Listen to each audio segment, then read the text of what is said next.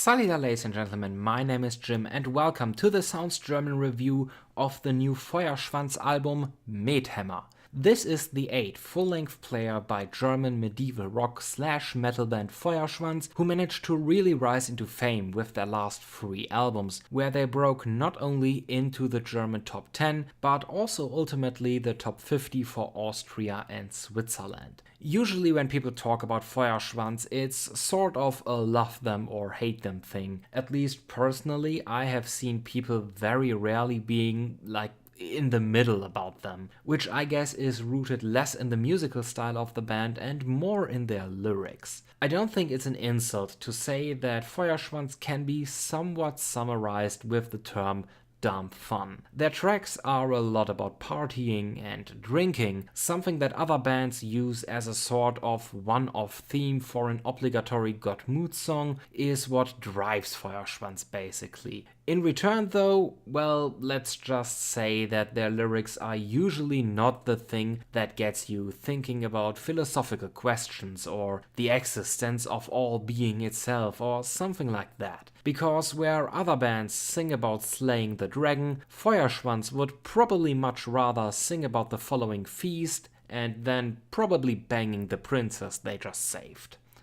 Now, this album's title translates to mead hammers, so I really didn't expect a lot more than their usual offerings here, and I feel the album delivered exactly what it promises. The album starts off with the eponymous track Methämmer, which opens up with some pretty clean metal, short electric guitar strums, heavy drums setting in, and the track follows a slow-paced, stompy rhythm in the hook that almost reminded me of Rammstein. The somewhat stoic delivery of the vocals surely also support this feeling, and I find it kinda weird that this track was chosen as an opener because the medieval instruments kinda take a backseat role here. And don't get me wrong, I do really like how prominently they are featured on the rest of the album, making for a well-working mix between old and new. Lustprinzip, for example, has what sounds like slightly subdued bagpipes in the hook, making them not contrast and clash too hard with the rest of the composition and instruments.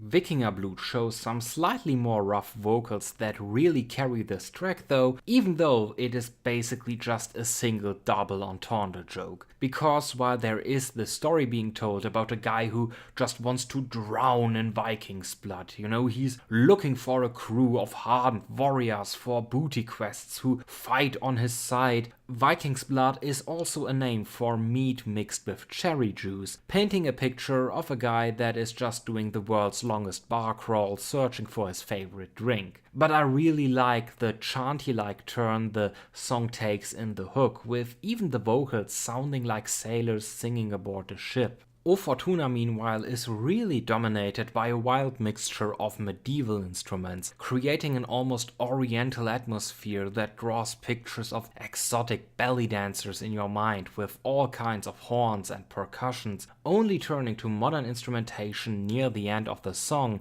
and as far as I'm concerned, they could have just gone with a purely medieval instrumentation for this track. What really took me by surprise though was the song Der Geschichte Pfade, the most serious track on this album by far. In fact, I would go so far as to call it the only serious track here. Over military marching style drums, soft flutes and strings, this is a song about various soldiers wondering if history will remember them and their sacrifice. The whole song can basically be seen as a critique of the military apparatus and how it just burns normal troops away, which I'll admit is something I honestly did not expect to find on this album or in Feuerschwanz's discography at all. Yet somehow Feuerschwanz, this medieval party band, managed to make a serious track without making it kitschy or mistreating the subject matter, while still managing to stay on topic and theme,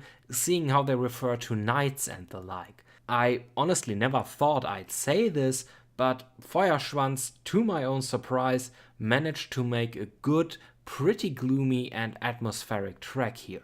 The last third of the album is basically a trilogy about the warrior of mead. It's a story told over multiple tracks and mostly spoken interludes about how the humans first defied the gods and drew their anger on them, but then this legendary hero, the warrior of mead, was born. The first of these tracks, Operation Drachensturm, comes up with some nice, aggressive composition fitting the story of humans getting attacked by dragons which were sent as punishment by the gods. The violin builds up the tension, climaxing in hard, singular hits on the drums and strums on the electric guitars before the band just unleashes it all at once.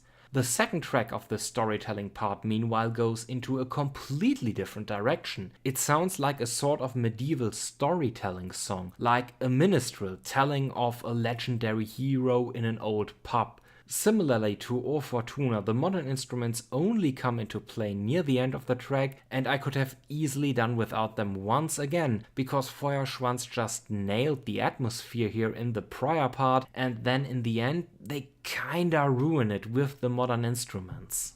Overall though, it's really basically just nitpicks I have about this album. Because for what it is, I think it's done incredibly well. You get this energetic, usually upbeat combination of medieval instruments and metal, with both kinds of instruments bouncing off each other really well. Which, to be honest, is not so much of a surprise, because it's not like Feuerschwanz invented this kind of music. In fact, I would say they are very iterative of what other bands have done before them, but they are still doing it quite well. And some of the compositions on here are just catchy as hell. Schubsetanz, a song entirely about how fun moshing is, just got stuck in my ear instantly after hearing it for the first time. It's not even my favorite track of this album, but I caught myself humming the melody multiple times. But most of the tracks go really easily into your ear, and some will probably get stuck there if you like this kind of music.